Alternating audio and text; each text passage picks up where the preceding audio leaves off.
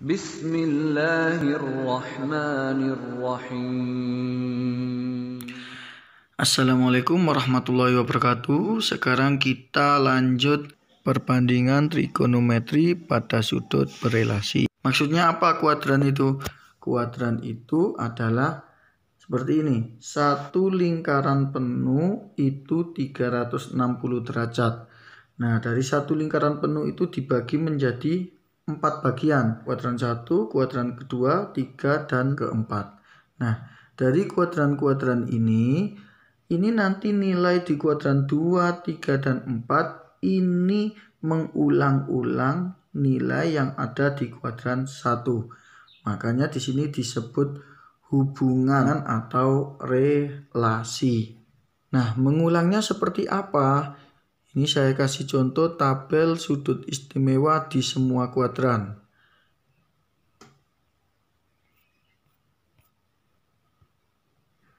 Nah, ini. Jadi nilai di kuadran 2, 3, dan 4 itu sama dengan nilai yang ada di kuadran 1. Lihat di sini 0, setengah, setengah akar 2, setengah akar 3, 1. Kemudian sampai sini kembali lagi. Setengah akar 3, setengah akar 2, setengah 0. Ini. Kemudian sampai sini balik lagi. Setengah, setengah akar 2, setengah akar 3, 1. Dan seterusnya seperti ini. Jadi mengulang-ulang terus. Hanya saja di sini ada yang positif, ada yang negatif. Nah, bagaimana cara mencarinya? Nah, di sini ada rumus-rumusnya. Rumus-rumus ini perlu dihafal, tapi ada cara mencari nilai sudut berelasi tanpa menghafal rumusnya. Bisa kalian lihat di video yang linknya saya taruh di pojok kanan atas ini. Oke, lanjut saya jelaskan rumus ini. Jadi di kuadran 1 ini sin 90 dikurangi alfa itu nilainya sama dengan cos alfa. Contoh. Sin 90 dikurangi alfa. Alfanya misalkan 60. Nah, ini sama dengan cos 60. Oke, 90 kurangi 60, 30. Sin 30 sama dengan setengah, sedangkan cos 60 itu juga sama dengan setengah. Oke, kita lanjutkan. Untuk cos 90 dikurangi alfa itu sama dengan sin alfa, dan tangen 90 dikurangi alfa itu sama dengan kotangen alfa. Sekarang kita masuk ke kuadran berikutnya. Oke, sekarang pada kuadran kedua, sin 180 dikurangi alfa itu sama dengan sin alfa. Sedangkan untuk cos 180 kurangi alfa itu sama dengan negatif. Nah, ini nanti ngapalinya gimana, kok ada yang positif ada yang negatif, nanti saya jelaskan. Nah, ini tangen 180 dikurangi alfa itu sama dengan negatif tangen alfa. Nah, jadi seperti ini. Dari 4 kuadran ini, di kuadran 1 semua nilai trigonometri baik sinus, kosinus maupun tangen dan kebalikannya itu semuanya positif. Sedangkan di kuadran 2 yang positif hanya sin dan kebalikannya sin, yaitu kosekan. Kuadran ketiga tangen, kuadran keempat cos dan sebaliknya. Maka kita bisa lihat di sini yang saya kasih warna merah ini dua-duanya hasilnya positif karena ini adalah sin. Sedangkan untuk yang saya warna hitam cos tangen ini hasilnya semuanya adalah negatif.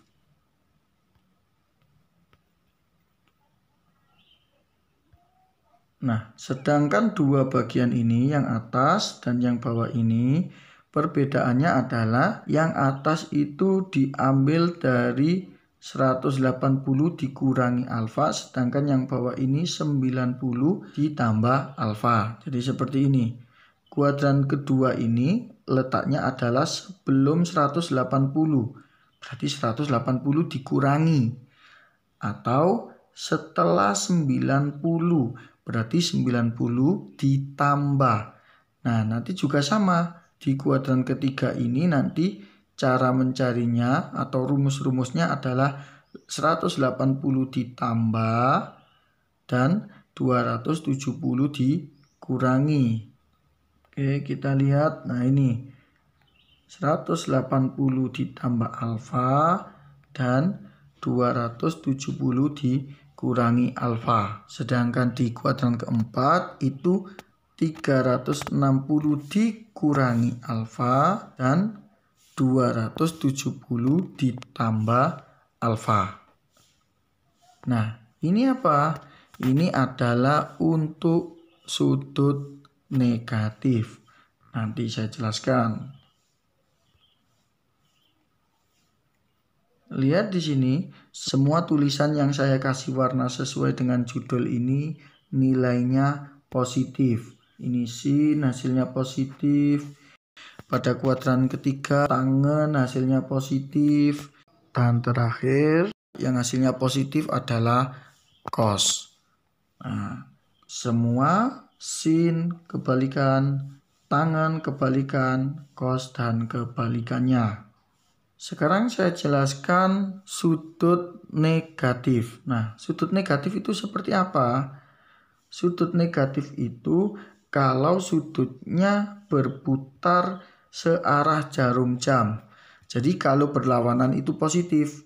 Ini dari 0 panahnya ke sini, ini jadi 90. Nah, ini positif. Putar berlawanan jarum jam. Nah, ditambah lagi 90 jadi 180. Putar berlawanan jarum jam ditambah 90 lagi jadi 270. Putar berlawanan jarum jam berarti ditambah 90 lagi. Ini 90, 90, 90, 90. Jadi 360 positif. Sedangkan kebalikannya, kalau puternya searah jarum jam ini, nah ini jadi negatif. Jadi ini muternya sekian, ini 90 derajat. Kalau muternya sama tapi kebalikannya, ini jadinya di sini bukan 270 lagi, tapi negatif 90 derajat. Makanya di sini yang bernilai positif adalah yang cos. Karena ini masih letaknya di kuadran keempat. Tapi kalau di sini muternya sampai sini, di kuadran ketiga, maka yang nilai positif adalah tangen. Kalau muternya sampai kuadran kedua, yang positif adalah sin dan kebalikannya. Nah, kalian bisa menambahkan sendiri tabelnya di sini kalau diperlukan. Sekarang saya lanjutkan ke perbandingan sudut lebih dari 360 derajat. Maksudnya lebih dari 360 derajat itu adalah jika putaran ini sudah satu putaran, kemudian masih terus lagi, nah, lebih dari satu putaran, misalkan sampai sini, sampai 45 derajat, berarti 360 ditambah 45, 405 derajat. Maka cara mencari nilai sudut 405 derajat itu menggunakan rumus yang ada di bawah ini. Kalau ini agak mudah menghafalkannya, ini sin tetap sin, cos tetap cos, tangen tetap tangen. Lah, K dikali 360 ini adalah berapa putaran? Misalkan tadi yang saya contohkan 405, itu kan satu putaran, berarti itu artinya 1 dikali 360 derajat ditambah 45. Yang dihitung cuma 45 derajatnya saja. Ini kita abaikan. Jadi ini. Kalau sampai 2 putaran ya berarti ini seperti ini. Dan seterusnya 3 putaran, 4 putaran. Nah, sedangkan yang kanan ini Perbedaannya hanya di sini. Bukan menggunakan 360 derajat, tapi menggunakan pi. 1 pi itu sama dengan 180 derajat. Berarti 360 derajat itu sama dengan 2 pi. Oke, sekarang kita lanjut ke contoh soal supaya lebih memahami penjelasan tadi. Contoh soalnya ada di halaman berikutnya. Nah, ini. Oke, nilai sin 120 derajat, cos 240 derajat, tangen 315 derajat, sin negatif. Nah, ini yang negatif 270 derajat dan cos ini 765 derajat, berarti yang lebih dari 1 putaran tadi. Adalah berapa? Nah, ini. Sin 120 derajat, ini saya kasih contoh 2 kali pengerjaan, yaitu yang 90 derajat ditambah berapa dan yang 180 derajat dikurangi berapa. Oke, 120 itu sama dengan 90 ditambah 30. Maka menurut rumus yang ada di atas tadi itu sama dengan cos ini saja, 90-nya tidak ikut. Nah, cos 30 adalah setengah akar 3. Atau bisa kita gunakan yang 180 dikurangi. Jadinya 180 dikurangi 60 derajat. 180-nya kita abaikan. Di sini tinggal sama dengan sin 60 derajat. Oke, saya berikan contoh lain yang lebih sederhana dan menggunakan kalkulator sebagai pembuktian. Berapakah nilai sin 150 derajat dan sin 210 derajat? 150-nya itu 180 dikurangi 30, sedangkan 210-nya itu 180 ditambah 30. 150 ini juga bisa 90 ditambah 60. Oke, kita cari ketiga-tiganya menggunakan kalkulator. Ingat di sini 30. Sin 30 adalah setengah. Oke. Sin 30 derajat sama dengan, oh maaf, ini radian belum saya ganti ke derajat. Nah, saya refresh dulu. Nah, lihat hasilnya setengah atau 0,5. Tadi adalah sin 150. Oke, kita coba. Sin 150 derajat sama dengan, nah, hasilnya sama 0,5. Lalu sin 210 derajat. Nah, ini nanti yang berbeda. Sin 250 derajat. Maaf, sin 210 derajat. 10 sama dengan, nah, ini bedanya adalah negatif 0,5 atau negatif setengah. Kenapa negatif? Karena 210 itu ada di kuadran ketiga. Sedangkan di kuadran ketiga nilai yang positif hanyalah tangen. Oke, kembali lagi ke sin 150. Tapi dilihat dari sudut 90 derajat. Maka sama dengan 90 ditambah 60. Tapi cos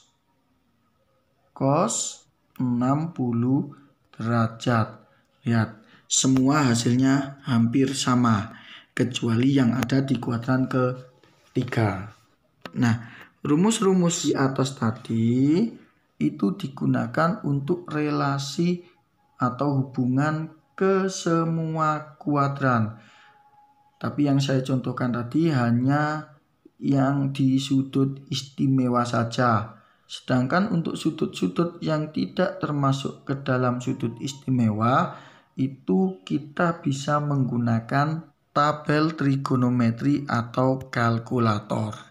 Dan kalau muncul soal selain sudut istimewa tapi tidak boleh buka kalkulator atau tabel, biasanya pada soal sudah diketahui.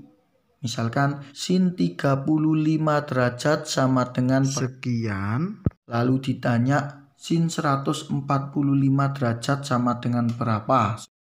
Oke, saya contoh dan buktikan lagi menggunakan kalkulator. Sin 35 derajat itu sama dengan ini 0,573 dan seterusnya ini. Lalu sin 145 derajat. 145 itu sama dengan 180 dikurangi 35. Maka nanti hasilnya mestinya sama dengan 35. Sin 145 derajat sama dengan, nah ini hasilnya sama. Inilah tadi yang dimaksud dengan sudut berelasi. Jadi ini 180 dikurangi 35 itu sama dengan sin 35 derajat. Oke, lanjut ke contoh soal berikutnya.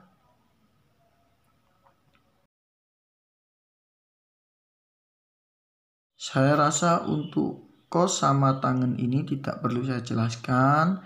Sama saja dengan sin 120 ini caranya. Cuma di sini saya menggunakan satu cara, yaitu dihubungkan dengan 180 saja dan 360 saja. Tidak seperti atas ini, dicari 2 kali.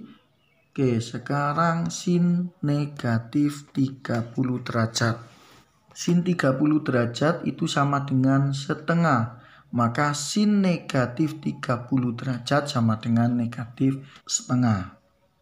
Seperti yang tadi, sin tetap sin, cos tetap cos, tangen tetap tangen. Dan yang positif hanya cos saja, karena negatif 30 derajat itu masih kuadran ke-4. Oke, lanjut lebih dari 360 derajat. Oke, 765 itu 2 putaran. Maka 2 kali 360 ini kita abaikan. Nah, tambahannya ini yang kita cari. Cos 45 derajat. 45 derajat itu ada di kuadran 1. Semuanya bernilai positif. Oke, sekarang ke soal penerapan. Soal nomor 2, diketahui cos A sama dengan negatif 12 dibagi 13 dan terletak di antara 180 sampai 270. Berarti kuadran ketiga. Sin A dari segitiga siku-siku di atas adalah, kita ingat bahwa cos itu samping dibagi miring. Berarti 12 ini adalah samping, sedangkan 13 ini adalah miring. Maka untuk mempermudah kita gunakan gambar. Ini pada kuadran ketiga, ini sudut A, maka sampingnya adalah di sini 12 dan miringnya adalah 13. Nah, pertanyaannya tadi adalah sin. Nah, sin itu adalah depan bagi miring. Berarti kita cari dulu sisi depannya. Sebagai catatan, ini ada negatifnya, tapi di sini tidak ada. Kenapa? Karena panjang atau jarak itu tidak ada yang negatif. Oke, kita lanjutkan. Y ini kita cari menggunakan teorema Pythagoras. Akar 13 kuadrat dikurangi 12 kuadrat sama dengan 5.